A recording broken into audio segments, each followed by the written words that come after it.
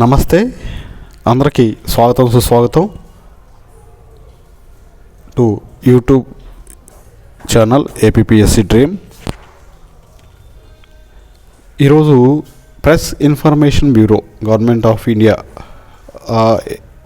Release చేస్తూ ఉండేటువంటి science and టెక్నాలజీకి సంబంధించి కొన్ని అప్డేట్స్, కరెంట్ అఫైర్స్ అయితే చూద్దాం. ఇది గ్రూప్ 2కి సంబంధించి సైన్స్ అండ్ టెక్నాలజీలో చాలా బాగా యూజ్ అవుతుంది. సో ఈ వీడియో నచ్చినట్టయితే లైక్ చేయండి, ఎవరికైనా మీ ఫ్రెండ్స్కి ఉపయోగపడితే షేర్ చేయండి, కొత్త వాళ్ళు ఎవరైనా ఉంటే సబ్స్క్రైబ్ చేసుకోవచ్చు. ఇది ఏపీఎస్సి గ్రూప్ 1, గ్రూప్ 2 మరియు అదర్ కాంపిటేటివ్ ఎగ్జామ్స్కి కూడా ఉపయోగపడే ఉండే టాపిక్ కాబట్టి దయచేసి తప్పనిసరిగా మీకు యూస్ఫుల్ అవుతుంది అనుకుంటున్నాను మీ గ్రూప్ 1, గ్రూప్ 2కి సంబంధించి. సో స్వాగతం సుస్వాగతం మీ ఛానల్కి, మన యూట్యూబ్ ఛానల్కి. ఫస్ట్ టాపిక్ వచ్చేసి ministry of science and technology publish చేసినటువంటి ఆగస్టు నెలకు సంబంధించినటువంటి యాస్ట్రోస్టాట్కి సంబంధించి శాట్ అనేది ఒక ఉపగ్రహం. ఇది exposes the mystery of vampire star reservation అనే దానికి సంబంధించి ఇక్కడ ఇవ్వటం జరిగింది. దీనిలో ఏంటంటే ఇక్కడ మన ఎవరైతే ఇండియన్ ఇస్రోకి సంబంధించిన రీసెర్చర్స్ ఎవరైతే ఉన్నారో ఈ రీసెర్చర్స్ ఒక గ్రౌండ్ బ్రేక్ డిస్కవరీ అనేది డిస్కవరీ చేయడం జరిగింది. అది ఒక వ్యాంపైర్ స్టార్కి సంబంధించింది. ఈ వ్యాంపైర్ స్టార్ సమూహం ఏదైతే ఉందో, ఈ నక్షత్ర సమూహం ఏదైతే ఉందో, స్టార్ క్లస్టర్ M67 అనే క్లస్టర్లో లొకేట్ అయి ఉన్నాయి. అదొక కర్కాటక రాశికి సంబంధించిన M67 అనే స్టార్ క్లస్టర్ నక్షత్ర సమూహంలో లొకేట్ అయి ఉన్నటువంటి ప్రదేశంలో దీన్ని వ్యాంపైర్ స్టార్ అనే దాన్ని డిస్కవరీ చేశారు.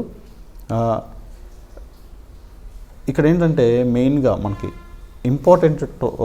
మెయిన్ ఏంటంటే అసలు దీన్ని కనిపెట్టింది దేని ద్వారా, ఈ వ్యాంపైర్ స్టార్ రిజర్వేషన్ని అంటే మిక్స్ అవటం, అంటే మనకి రిజర్వేషన్ తిరిగి కలుస్తూ ఒక సమూహంలో ఏర్పడడాన్ని కనిపెట్టడం జరిగిందని చెప్పారు కదా, అది మనకి మెయిన్ ఇంపార్టెంట్. సరే, ఈ వ్యాంపైర్ స్టార్ ఏంటంటే ఇవి చాలామంది శాస్త్రవేత్తలు వీటిని బ్లూ స్టాగ్లర్ స్టార్స్ అని అంటారు. ఇవి చాలా చక్కగా ఐడెంటిఫై ఈజీగా నక్షత్ర సమూహాలు ఐడెంటిఫై చేయవచ్చు. మీరు మన స్క్రీన్ మీద చూస్తూ ఉన్నారు, చాలా నక్షత్ర రాసులు అనేవి బ్లూ కలర్లో ఉన్నాయి. ఇవే బ్లూ స్టాగ్లర్ స్టార్స్ అని చెప్పేసి కూడా అంటాము. ఈ stars defy simple models of stellar evolution, అంటే ఈ యొక్క నక్షత్ర రాశి ఏదైతే ఉందో ఆ పాలపుత్తలో అది ఎవల్యూషన్ ఎలా పరిణామం ఎలా చెందింది, వాళ్ళ యొక్క లక్షణాలు కొత్త అంటే పుట్టినటువంటి ఈ స్టార్స్ ఏవైతే ఉన్నాయో, యంగ్ స్టార్స్ ఏవైతే ఉన్నాయో వాటికి సంబంధించి ఇక్కడ మనకి చూపిస్తూ ఉంటాయి. అది దాని యొక్క క్యారెక్టరిస్టిక్స్ కూడా ఇక్కడ వీటి ద్వారా తెలుసుకోవచ్చు, ఈ బ్లూ స్టాగర్ స్టార్స్ ద్వారా. సో దీన్ని మన శాస్త్రవేత్తలు ఎవరైతే ఉన్నారో వాళ్ళు యాస్ట్రోసాట్ అనే ఉపగ్రహం ద్వారా దీన్ని కనిపెట్టడం జరిగింది. ఈ స్టార్ క్లస్టర్ M67లో ఉన్నటువంటి కొత్తగా పుట్టుకొచ్చినటువంటి వ్యాంపైర్ స్టార్ గురించి ఇక్కడ మనం మెయిన్గా మనకి ఇంపార్టెంట్ అడిగే క్వశ్చన్ ఏంటంటే యాస్ట్రోసాట్ అనేది ఏంటి, దాని గురించి అడుగుతారు. దాని గురించి అడిగినప్పుడు యాస్ట్రోసాట్ అనేది ఒక ఎక్స్రే మరియు ఆప్టికల్ మరియు యూవి స్పెక్ట్రల్ బ్యాండ్ విడ్త్లో ఉన్నటువంటి ఒక ఉపగ్రహం. ఇది భారతీయ ఖగోళ శాస్త్ర మిషన్లో ఉపయోగపడేటువంటి మొట్టమొదటి ఒక ఉపగ్రహం. వీటి యొక్క పెలోడ్లు ఎలా ఉంటాయంటే అతినీలాలోహిత ఫార్ రెడ్ లైట్ వాటికి సంబంధించి కూడా చాలా దగ్గరగా ఉండేటువంటి అతినీలాలోహిత పరారుణ కిరణాల దగ్గరలో పనిచేసేటువంటి ఒక పెలోడ్లు కలిగినటువంటి ఖగోళ ఉపగ్రహం. అదేవిధంగా పరిమిత ఆప్టికల్ ఎక్స్రే సంబంధించి కూడా ఈ బ్యాండ్ విడ్త్లు కవర్ చేస్తూ ఉంటుంది. ఈ యొక్క ఖగోళ మిషన్స్కి సంబంధించి ఏదైతే పాలపుంతలో నక్షత్ర సమూహాలు ఏర్పడే విషయాన్ని కూడా ఆ ఎక్స్రేలోను ఆప్టికల్ లెంతుల్లో కూడా ఈ బ్యాండ్ విడ్త్లు కలిగినటువంటి ఈ ఉపగ్రహం చక్కగా నక్షత్రాలు పుట్టేటువంటి దశలను కూడా వివరిస్తూ ఉంది. అలాంటిది యాస్ట్రోసాట్. ఈ ఆస్ట్రోసాట్ మిషన్ యొక్క ప్రత్యేక లక్షణాల్లో ఈ ఈ యొక్క ఎక్స్రే మరియు ఆప్టికల్ యూవి స్పెక్ట్రల్ బ్యాండ్ విడుదల కలిగినటువంటి ఒక ముఖ్యమైన ఉపగ్రహం ఈ ఆస్ట్రోసాట్ అనేది. ఇది ముఖ్యంగా ఎప్పుడు దీన్ని వీళ్ళు తయారు చేశారంటే, ఈ ఆస్ట్రోసాట్ని సెప్టెంబర్ 28, 2015 శ్రీహరికోటలోని సతీష్ ధావన్ స్పేస్ సెంటర్ నుంచి PSLV C-30 ద్వారా భూమధ్య రేఖకు 6 డిగ్రీల కోణంలో 650 కిలోమీటర్ కక్షలో దీన్ని ప్రవేశపెట్టడం జరిగింది సెప్టెంబర్ 28న. దీని యొక్క బరువు ఎంత అంటే 1515 కిలోలు ద్రవ్యరాశి కలిగి ఉన్నటువంటి ఈ ఆస్ట్రోసాట్ ముఖ్యంగా మనకి ఇలా పాలపుంత ఏర్పడేటప్పుడు ఆ నక్షత్ర సమూహాలు ఏవైతే ఏర్పడతాయో వాటిల్లో వివిధ రకాల బ్యాండ్లు, అది ఆప్టికల్ అంటే మనం చూసే దృష్టి, అదేవిధంగా ఎక్స్రే, యూవి స్పెక్ట్రమ్, ఈ బ్యాండ్ విడ్తులు కలిగి ఈ కొత్తగా పుట్టుకొస్తున్నటువంటి నక్షత్ర సమూహాలను ఈజీగా ఐడెంటిఫై చేయడానికి ఈ ఆస్ట్రోసాట్ని మన భారతదేశం పంపించడం జరిగింది 2015 సెప్టెంబర్ 28వ తారీఖున. అది ముఖ్యంగా దేని ద్వారా అంటే అండి, PSLV C-30 అనే వాహక నౌక ద్వారా దీన్ని అంతరిక్షంలోకి ప్రవేశపెట్టడం జరిగింది. సో దీన్ని ఎక్కడి నుంచి ఎవరు తయారు చేశారంటే, బెంగళూరులో ఇస్రో టెలిమెట్రీ ట్రాకింగ్ మరియు కమాండ్ నెట్వర్క్ వారు దీనికి సంబంధించి తయారు చేసి దాన్ని అంతరిక్షంలోకి పంపించడం జరిగిందనమాట. సో దీనికి మనగా అడిగే క్వశ్చన్ ఎలా ఉంటుందంటే, రీసెంట్గా ఆస్ట్రోసాట్ ఏ నక్షత్ర సమూహాన్ని, వ్యాంపైర్ స్టార్ దేన్ని ఎక్కడ కనిపెట్టడం జరిగింది అన్నప్పుడు, M16 స్టార్ క్లస్టర్లో ఉన్నటువంటి ఈ వ్యాంపైర్ స్టార్ని డిస్కవరీ చేయడం జరిగింది ఈ ఆస్ట్రోసాట్ ద్వారా, ఈ ఇస్రోకు సంబంధించిన మన శాస్త్రవేత్తలు. దీన్ని అడుగుతాడండి క్వశ్చన్స్ ఏ విధంగా ఆప్షన్స్ అంటే, ఈ ఆస్ట్రోసాట్ ఎప్పుడు ప్రయోగించబడింది, అదేవిధంగా ఈ ఆస్ట్రోసాట్ యొక్క బ్యాండ్ విడుతులు ఏవే బ్యాండ్ విడుతులు అంటే ఆప్టికల్, యూవి, ఎక్స్రే బ్యాండ్ విడుతులు కలిగి ఉంటుంది. అదేవిధంగా దీని యొక్క వెయిట్ వచ్చేసి 1515 కిలోల ద్రవ్యరాశి కలిగి ఉంటుంది, అంత వెయిట్ కలిగి ఉంటుంది. దీన్ని సెప్టెంబర్ 28, 2015 శ్రీహరికోటలోని సతీష్ ధావన్ స్పేస్ సెంటర్ నుంచి PSLV C-30 వాహక నౌక ద్వారా భూమధ్య రేఖకు భూమి నుంచి 650 కిలోమీటర్ల దూరంలో భూమధ్య రేఖకు 6 డిగ్రీల కోణంలో ప్రవేశపెట్టడం జరిగింది. ఇది మనకు దానికి సంబంధించిన ఆస్ట్రోసాట్కి సంబంధించిన వివరము. తర్వాత వచ్చేసరికి ఇది మనం ముందు చూసాం, blue straggler, bigger and blue star, అంటే మనం BBS అని చెప్పేసి విన్నాము. ఈ వ్యాంపైర్ స్టార్కి సంబంధించింది. ఈ బ్లూ స్టాకర్స్ అంటే ఇవి ఒక క్లాస్ ఆఫ్ స్టార్స్ అనమాట, ఒక నక్షత్ర వర్గము లేదా వర్గానికి సంబంధించిన నక్షత్రాలు on open and globular clusters, అంటే ఓపెన్ చాలా విడివిడిగాను అదే దగ్గరగాను ఉండేటువంటి, మీకు ఈ ఫోటోలో కనబడుతూ ఉంది. ఇది DST నుంచి తీసుకోబడింది, department of science and technology నుంచి తీసుకున్న మ్యాటర్ కాబట్టి మీకు ఆ BBS దీన్ని కూడా అడిగే అవకాశం ఉంది. BBS స్టార్స్ అంటే ఏంటి అనేది కూడా మిమ్మల్ని అడిగే అవకాశం ఉంది. Vampire star known to astronomers has blue straggler stars అని చెప్పేసి ఇక్కడ మనం ముందు స్లైడ్లో చూసాము. అది ఏంటి, అవి ఒక క్లాస్ ఆఫ్ నక్షత్రాలు, ఒక వర్గానికి సంబంధించిన నక్షత్రాలు. ఇవి ఓపెన్గా లేదా గ్లోబులర్గా అంటే ఒక గుబ్బలాగా ఉండేటువంటి ఒక నక్షత్ర సమూహము. ఇవి చాలా ఎక్కువగా, అదేవిధంగా బ్లర్గా దాన్ రెస్ట్ ఆఫ్ స్టార్స్, అన్నిటితో పోలిస్తే చాలా ఎక్కువ సంఖ్యలో ఉంటాయి. అదేవిధంగా చూడటానికి బ్లూ కలర్లో ఉంటాయి. అలాంటి స్టార్స్ అనేవి ఇది మనకి ఇక్కడ కనిపిస్తూ ఉంది, ఆ నక్షత్ర రాశి. దాన్నే కనిపెట్టడం జరిగింది మన ఆస్ట్రోసాట్ ద్వారా ఇస్రో సైంటిస్టులు. సరే, ఇక్కడ ఆస్ట్రోసాట్కి సంబంధించి కూడా మనం ఇచ్చాము.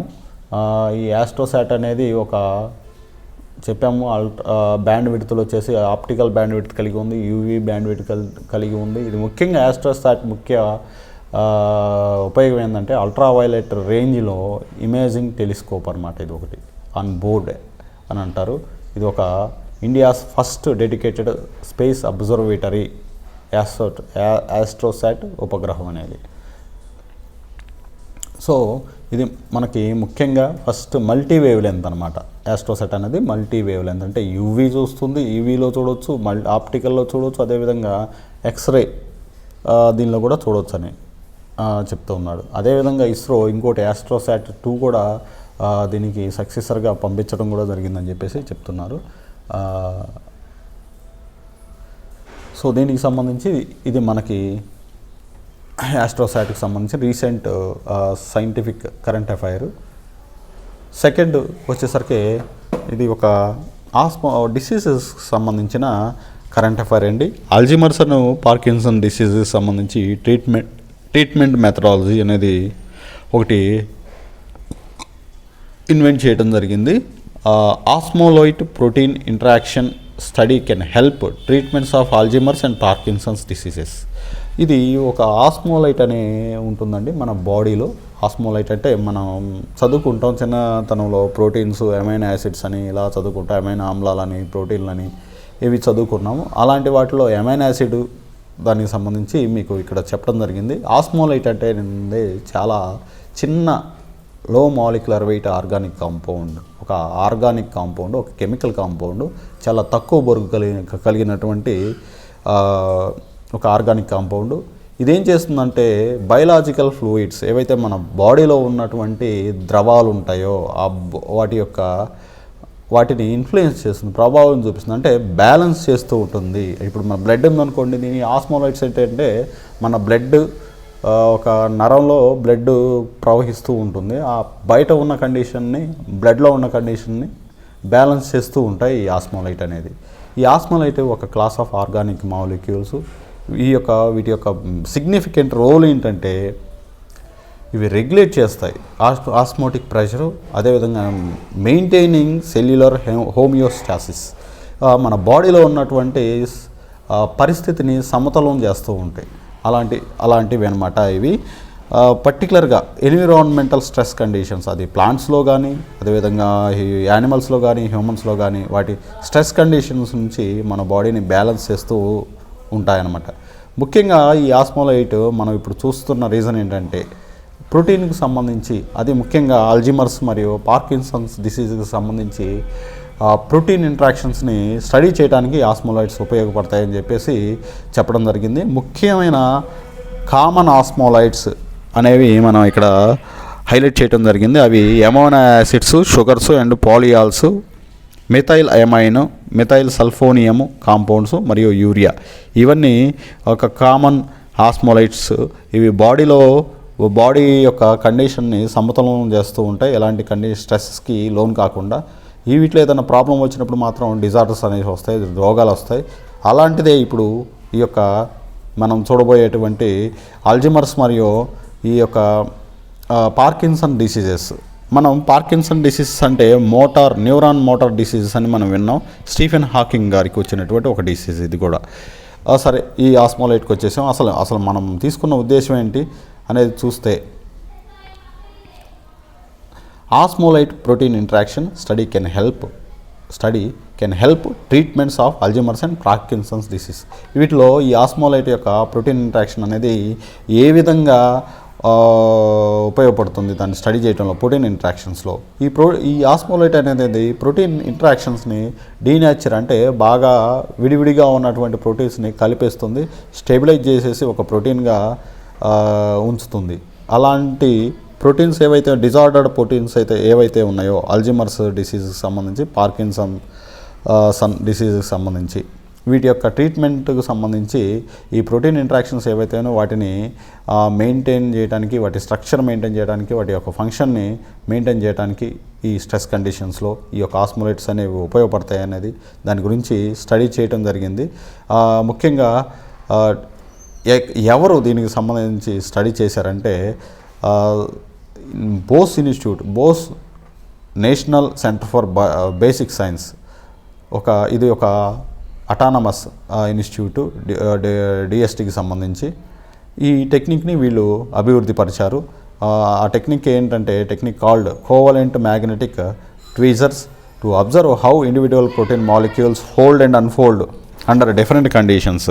ఏంటంటే వీళ్ళు ఒక టెక్నిక్ని ఐడెంటిఫై చేశారు, పిలవటం జరిగింది. ఏం టెక్నిక్ అంటే కోవలెంట్ మ్యాగ్నెటిక్ ట్వీజర్స్. కోవలెంట్ అయస్కాంత బంధాలు, ట్వీజర్స్ అంటే కత్తెరలు అని చెప్పేసి. ఇవి ఏం చేస్తాయంటే ఒక ఏవైతే ఇండివిజువల్ ప్రోటీన్ మాలిక్యూల్స్ ఉంటాయో మన బాడీలో ఉన్నటువంటి ప్రోటీన్ ఏవైతే ఉంటాయో అవి ఫోల్డ్ అన్ఫోల్డ్ కండిషన్స్, అంటే ఫోల్డ్ అయ్యి ఒక దగ్గరగా ఉంటాయి ఆ ప్రోటీన్స్. అలా కాకుండా అన్ఫోల్డ్ అంటే మన విడివిడిగా ఉంటాయో అలాంటి వాటి యొక్క కండిషన్స్ని, వాటి యొక్క ఇంటరాక్షన్ విత్ ఆస్మోలైట్స్, ఏవైతే అమైనో యాసిడ్స్ కానీ ఇందాక మనం ఎగ్జాంపుల్ చెప్పుకునే అమైనో ఆస్మోలైట్స్ ఉన్నాయో వాటితో వీటి యొక్క బంధం ఏ విధంగా ఉంటుందో ఈ యొక్క స్టడీ అనేది ఉపయోగపడే విధంగా వీళ్ళు టెక్నిక్ అనేది టెక్నిక్గా పిలవటం జరిగింది.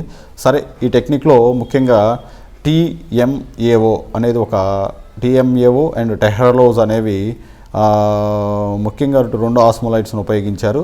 అవి TMO అంటే ట్రైమిథైల్ అమైన్ ఎన్ ఆక్సైడ్ అనేది, టెహ్రలోజ్ అనేది ఒక షుగర్, ఇది ఒక షుగర్ మాలిక్యూలు. ఇవి ఈ యొక్క ప్రోటీన్ ఎల్ అనే దానికి ఏ విధంగా అనే ప్రోటీన్కి సంబంధించి ఏ విధంగా ఇవి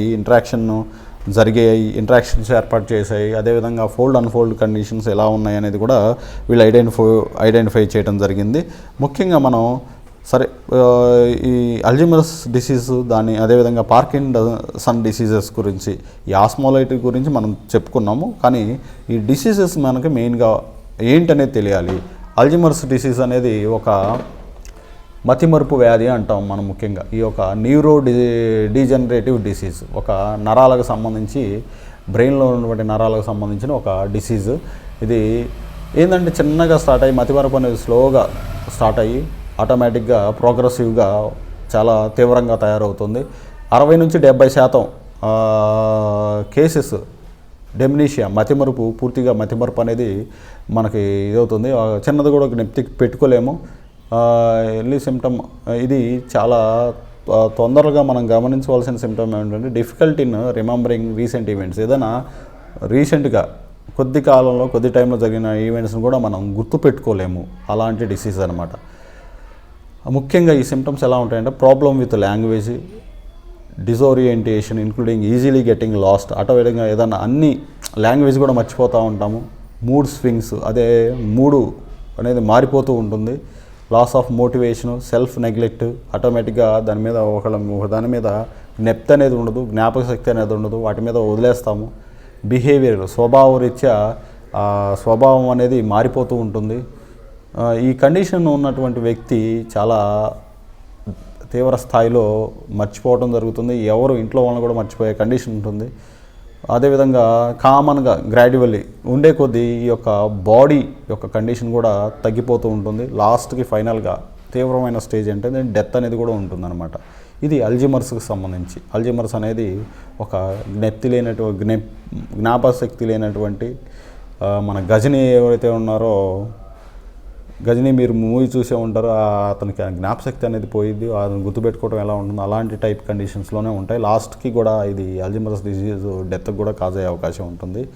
ఇంకోటి ఏంటంటే పార్కిన్సన్ డిసీజ్, ఇదైతే ఉందో పార్కిన్సన్స్, ఇది ఒక లాంగ్ టర్మ్, చాలా దీర్ఘకాలిక నరాలకు సంబంధించిన ఒక డిసీజ్, న్యూరోజెనరేటివ్ డిసీజ్ అని అంటారు. ఇది మెయిన్లీ సెంట్రల్ నర్వస్ సిస్టమ్, మన ఏదైతే కేంద్ర నాడీ వ్యవస్థ మీద ఎఫెక్ట్ చూపిస్తూ ఉంటుంది.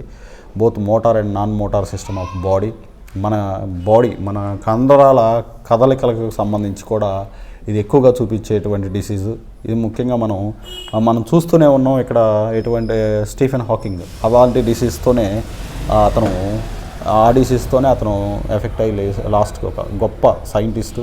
ఆ కండిషన్లోని కూడా చాలా ఫిజిక్స్కి సంబంధించి చాలా గొప్ప ఇన్వెన్షన్స్ అనేవి కనిపెట్టాడు. ఈ మోటార్ సెంట్రల్ నర్వస్ సిస్టమ్ సంబంధించి motor non motor neuro degenerative disease వలన ఇతను ఇలా ఉండి వీల్ చైర్కి అంకితం అయిపోవటం జరిగింది. సో ఈ సిస్టమ్స్ వల్లే అతను చాలా వరకు ఈ పార్కిన్సన్ డిసీజ్ వల్లనే అతను అలా ఇదైపోయి కూడా అయినప్పటికీ కూడా చాలా గొప్పగా తన వర్క్ని కంప్లీట్ చేసుకున్నాడు. సో ఇతను ఒక ఎగ్జాంపుల్. మన స్టీఫెన్ హాకింగ్ గారు గొప్ప సైంటిస్ట్. ఇతను పార్కిన్సన్ డిసీజ్కి సంబంధించి ఒక గొప్ప ఎగ్జాంపుల్ కూడా అని చెప్పుకోవచ్చు. గొప్ప అని కాదు, ఎగ్జాంపుల్గా చెప్పుకోవచ్చు. సో ఇలాంటి ఈ అల్జీమర్స్, ఈ మతిమరుపుకు సంబంధించి పార్కిన్సన్ ఏదైతే సెంట్రల్ నర్వస్ సిస్టమ్ డిజార్డర్కి సంబంధించి ఈ డిసీజ్కి సంబంధించి ఏవైతే ప్రోటీన్స్ ఉన్నాయో వాటి మీద వీళ్ళు స్టడీ చేయటం జరిగింది. ఈ స్టడీ ఎవరు చేశారంటే SN Bose national centre for basic sciences, ఇది ఒక అటానమస్ ఇన్స్టిట్యూట్ డిఎస్టీకి సంబంధించి. వీళ్ళు కోవలెంట్ మ్యాగ్నెటిక్ ట్విజర్స్ అనే ఒక టెక్నిక్ని పిలిచారు. ఆ టెక్నిక్ ఏంటంటే ఈ ఆస్మోలైట్స్ ఏవైతే ఉన్నాయో ప్రోటీన్ ఎల్ అనే దాంతో బైండ్ అయిపోయి ఇంట్రాక్షన్స్ చేసి ఈ యొక్క అల్జీమర్స్ మరియు పార్కిన్సన్ డిసీజ్కి సంబంధించి ట్రీట్మెంట్లో కొంచెం డెవలప్మెంట్ అనేవి తీసుకొచ్చాయి. అందులో ముఖ్యంగా 2 ఆస్మోలైట్స్ అనేవి తీసుకున్నారు, ట్రైమిథైల్ ఎన్ ఆక్సైడ్ అనేది అండ్ టెహ్రలోజ్. ఇది ఒక షుగర్ అండి, కార్బోహైడ్రేట్ షుగరు. ఇవి హై కాన్సన్ట్రేషన్స్లో తీసుకోవటం జరిగింది. Significantly increase the strength of protein L, ఆ ఇంట్రాక్షన్ అనేది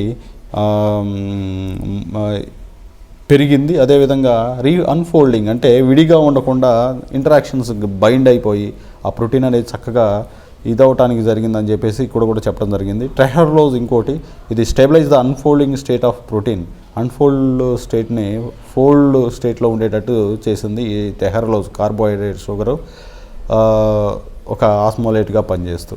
సో ఈ అల్జీమర్స్ పార్కిన్సన్ డిజార్డర్ కలిగినటువంటి అన్ఫోల్డెడ్ స్టేట్ ఉన్నటువంటి ఈ ప్రోటీన్స్ ఏవైతే ఉన్నాయో వీటికి ఈ డిసీజ్కి సంబంధించిన ప్రోటీన్స్ మీద వీళ్ళు స్టడీ చేసినప్పుడు ఈ 2 ఆస్మోలైట్స్ చక్కగా వాటి యొక్క అన్ఫోల్డెడ్ స్టేట్ని స్టెబిలైజ్ చేసేసి చక్కగా ఉన్నట్లు ఈ స్టడీలో తెలపడం జరిగింది.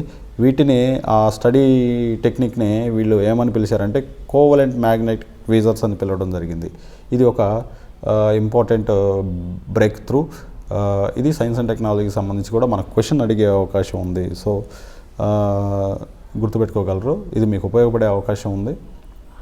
అటు అల్జీమర్స్ డిసీజ్కి సంబంధించి అడగచ్చు, పార్కిన్సన్ డిసీజ్కి సంబంధించి అడగచ్చు. అదేవిధంగా ఏ ఆస్మోలైట్ను ఉపయోగించి ఈ పార్కిన్సన్ డిసీజ్ మరియు అల్జీమర్ డిసీజ్కి సంబంధించి వీళ్ళు టెక్నిక్ కనిపెట్టడం జరిగిందని చెప్పేసి కూడా మనకు క్వశ్చన్ అడిగే అవకాశం ఉంటుంది కనుక తప్పనిసరిగా దీని మీద కాన్సన్ట్రేట్ చేయగలరు మన ఆస్పిరెంట్స్ ఎవరైతే ఉన్నారో గ్రూప్ 1 కానీ గ్రూప్ 2 కానీ. సో ఇంకొక నెక్స్ట్ టాపిక్ వచ్చేసరికి India can bank on its own natural methane mitigator to tackle climate change. అంటే ఇండియా తన యొక్క న్యాచురల్ మీథేన్ మిటిగేటర్ అంటే ఏదైతే మీథేన్కు సంబంధించి ఒక మిటిగేటర్ దాన్ని తగ్గించే మీథేన్ కండిషన్ తగ్గించి క్లైమేట్ చేంజ్ని అదుపులో తీసుకురాగల ఒక మిటిగేటర్ని తయారు చేసేటువంటి ఒక సంపదని సృష్టించడానికి ఇచ్చేయటం జరిగింది. అది ముఖ్యంగా ఎంఏసిఎస్ అగార్కర్ రీసెర్చ్ ఇన్స్టిట్యూట్, ఇది కూడా ఒక అటానమస్ ఇన్స్టిట్యూట్ డిఎస్టీకి సంబంధించి. అందులో పనిచేసేటువంటి డాక్టర్ మోనాలి రాహెల్కర్ అనే సైంటిస్టు వీళ్ళు ఏం చేశారంటే India's first cultures of indigenous natural methane mitigating agents అనేటి వాటిని వాళ్ళు కల్చర్ చేయటం జరిగింది, వాటిని ఐడెంటిఫై చేయటం జరిగింది.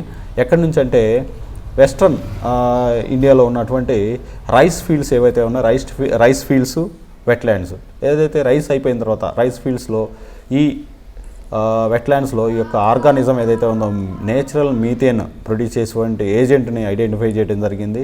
అవి India's first cultures indigenous natural methane mitigating, అంటే మీథేన్ను పెంచకుండా తగ్గించేటువంటి ఒక ఫస్ట్ కల్చర్స్ అన్నమాట. ఇది ముఖ్యంగా మనం ఏం చెప్పుకోవాలంటే కొన్ని మైక్రో ఆర్గానిజమ్స్ ఈ వెస్ట్రన్ ఇండియాలో ఉన్నటువంటి వెట్లాండ్స్ కానీ రైస్ ప్యాడీ ఫీల్డ్ కానీ మన వరి పంటలు వేసేటువంటి ఫీల్డ్స్లో కానీ మనకి ఖాళీగా ఉన్నటువంటి ఈ యొక్క చెరువు కుంటల్లో కానీ నీటి కుంటల్లో కానీ ఈ ఐడెంటిఫై చేయడం జరిగింది.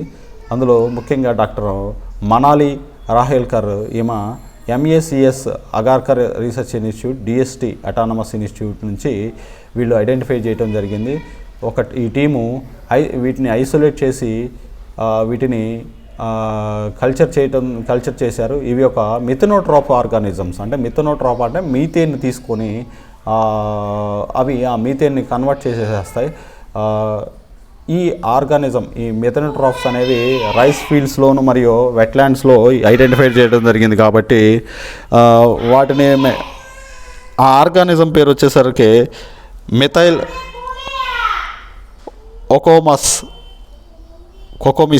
కుకుమిస్ ఒరైజే, మెథైల్ కుకుమిస్ ఒరైజే అనే ఒక ఈ జీనస్ పేరు అండి అది. ఈ ఆర్గానిజము ఈ యొక్క రైస్ ఫీల్డ్, వెస్ట్రన్ ఇండియాలో ఉన్నటువంటి రైస్ ఫీల్డ్స్ నుంచి, వెట్లాండ్స్ నుంచి ఐడెంటిఫై చేయడం జరిగింది. వీటినే మెథనోట్రాప్స్ అని కూడా అంటారు. ఈ మెథనోట్రాప్స్ మీథేన్ని కన్వర్ట్ చేసేస్తాయి.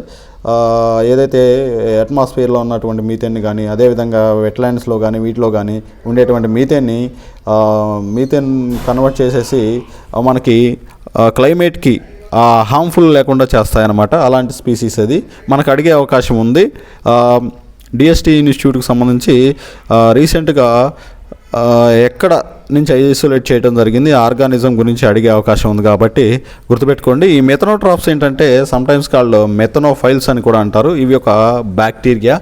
ఇవి మీథేన్ని మెటబలైజ్ చేస్తాయి, కన్వర్ట్ చేస్తాయి. ఎట్లా? ఒక కార్బన్ గాను కెమికల్ ఎనర్జీ గాను, ఒక కెమికల్ ఈక్వలెంట్ గాను బయటికి తీసుకొస్తాయి, కార్బన్ గాను విడగొట్టేస్తాయి. ఇవి బ్యాక్టీరియా కానీ ఆర్కియా అని కూడా అంటారు.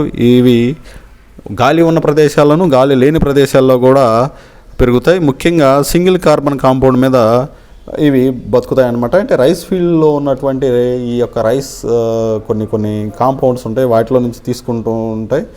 తీసుకొని పెరిగి మీథేన్ ఏదైతే ఉందో, మీథేన్ ప్రొడ్యూస్ అవుతుందో, ఆ మీథేన్ని కార్బన్ గాను కెమికల్ ఎనర్జీ గాను వాటికి ఉపయోగపడే ఎనర్జీ గాను మార్చుకుంటాయి. అందువలన మనం ఈ first ever indigenous methane mitigating ఏజెంట్స్ని ఈ కల్చర్స్ నుంచి డెవలప్ చేశారు మోనాలి రహేల్కర్ గారు. అందుకని మనం first cultures indigenous natural methane mitigating agents, methane తగ్గించే అటువంటి ఏజెంట్స్ అని చెప్పుకోవచ్చు. ఈ ఎక్కడి నుంచి ఐడెంటిఫై చేశారంటే rice fields and wetlands mainly from western India నుంచి, ఉత్తర భారతదేశంలో. ఇంకోటి వచ్చేసరికి new method to predict amplitude of upcoming solar cycle can forecast space weather అన్నాడండి. అంటే ఇక్కడ ఒక కొత్త మెథడ్ని ప్రిడిక్ట్ చేయడం జరిగింది. వచ్చేటువంటి సోలార్ సైకిల్కి సంబంధించి, అదేవిధంగా కెన్ ఫోర్కాస్ట్ స్పేస్ వెదర్ వచ్చేటువంటి ఈ యొక్క అంతరిక్షంలో ఉన్నటువంటి ఆ యొక్క వాతావరణ సమస్యను ఫోర్కాస్ట్ చేయడానికి, అంటే ఫ్యూచర్లో వచ్చేటువంటి స్పేస్లో వచ్చేటువంటి అలజడులను ఐడెంటిఫై చేయడానికి ఒక సోలార్ సైకిల్కి సంబంధించి కొత్త మెథడ్ను ఐడెంటిఫై చేయడం జరిగింది. ఇక్కడ ఉన్నటువంటి మన కొడైకెనాల్ సోలార్ అబ్జర్వేటరీకి సంబంధించి కొంతమంది సైంటిస్టులు ఈ యొక్క దీన్ని ప్రిడిక్ట్ చేయడం జరిగింది. ఏం చేశారంటే ముఖ్యంగా Indian institute of astrophysics Bengaluru వాళ్ళు ఈ యొక్క కొడైకెనాల్ అబ్జర్వేటర్ని యూజ్ చేసి ఇది కూడా ఒక autonomous institute, department of science and టెక్నాలజీకి సంబంధించి వీళ్ళు ఈ IIA Bengaluru Indian institute of astrophysics వాళ్ళు ఈ కొడైకెనాల్ సోలార్ అబ్జర్వేటరీ బేస్ చేసుకొని స్పేస్లో ఉన్నటువంటి వాతావరణాన్ని ఐడెంటిఫై చేశారు. అక్కడ ఉన్న కండిషన్స్ కూడా వీళ్ళు ఐడెంటిఫై చేశారు. సోలార్ సిస్టంలో ఉన్నటువంటి కండిషన్స్ని వీళ్ళు ఏం చేయడం జరిగిందంటే ఇక్కడ ముఖ్యంగా discovered that the width of super granular cells అనే వాటిని కనుక్కోవడం జరిగింది ఆన్ సోలార్ సర్ఫేస్లో ఉన్నటువంటి during minimum year of solar cycle. ఒక సోలార్ సైకిల్లో ఉన్నటువంటి ఒక ఇయర్లో ఈ యొక్క సూపర్ గ్రాన్యులర్ సెల్స్ అనే సోలార్ సర్ఫేస్ ఉపరితలం మీద ఉన్నటువంటి ఈ సూపర్ గ్రాన్యులర్ సెల్స్ని డిస్కవరీ చేయడం జరిగింది.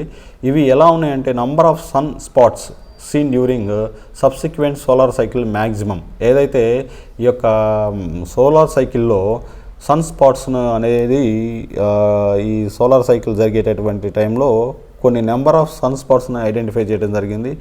ఇది simple method can be used in space weather casting. ఇలాంటి వాటిని ఐడెంటిఫై చేయడం ద్వారా, ఈ మెథడ్ ఐడెంటిఫై చేయడం ద్వారా ఈ యొక్క ఫర్దర్గా ఎటువంటి స్పేస్లో వచ్చేటువంటి వాతావరణ మార్పులను కూడా ఫోర్కాస్ట్ చేయొచ్చు, ఐడెంటిఫై చేయొచ్చు అని చెప్పేసి ఈ మెథడ్ ద్వారా చేయడం జరిగింది. ముఖ్యంగా ఈ మెథడ్ ఏంటంటే పోలార్ మ్యాగ్నెటిక్ ఫీల్డ్ స్ట్రెంగ్త్ అనేదాన్ని బేస్ చేసుకొని ఈ సన్ స్పాట్ అనేదాన్ని ఐడెంటిఫై చేయడం జరిగింది. నెక్స్ట్ వచ్చే ఏదైతే సోలార్ సైకిల్ ఉందో దానిలో చేయొచ్చు అని చెప్పేసి అన్నారు. ఇది ఒక బ్రైట్ మ్యాగ్నెటిక్ ఫ్యూచర్ అనమాట. Seen near the polar regions where polar ఫ్లాకే are considered the best proxy for polar magnetic field. ఏదైతే మనకి స్పేస్లో ఉన్నటువంటి మ్యాగ్నెటిక్ ఫీల్డ్ ఏదైతే ఉందో అది ముఖ్యంగా పోలార్ రీజియన్స్లో అక్కడ వచ్చేటువంటి సన్ స్పాట్స్, ఆ సన్ స్పాట్స్ ఎక్కడ ఉన్నాయండి? సోలార్ ఈ యొక్క సర్ఫేస్ మీద, ఉపరితలం మీద. ఈ సోలార్ సైకిల్లో, సోలార్ సిస్టంలో ఉన్నటువంటి సోలార్ సైకిల్కి సంబంధించి 1 ఇయర్లో ఈ super granular cells and solar surface వాటిని ఐడెంటిఫై చేశాడు. పర్టికులర్గా ఒక పోలార్ మ్యాగ్నెటిక్ ఫీల్డ్ దగ్గర ఉన్నటువంటివి. ఈ విధంగా వాళ్ళు ఐడెంటిఫై చేయడం ద్వారా ఒక ఈ కొత్త మెథడ్, ఈ మ్యాగ్నెటిక్ ఫీల్డ్ని ఐడెంటిఫై చేయడం ద్వారా వాళ్ళకి ఏం అంటే ఫ్యూచర్లో వచ్చేటువంటి సోలార్ సిస్టంలో వచ్చేటువంటి వాతావరణ మార్పులను కూడా ఐడెంటిఫై చేయొచ్చు అని చెప్పేసి చేయడం జరిగింది. ముఖ్యంగా దీన్ని అబ్జర్వ్ చేసిన వాళ్ళు ఎవరంటే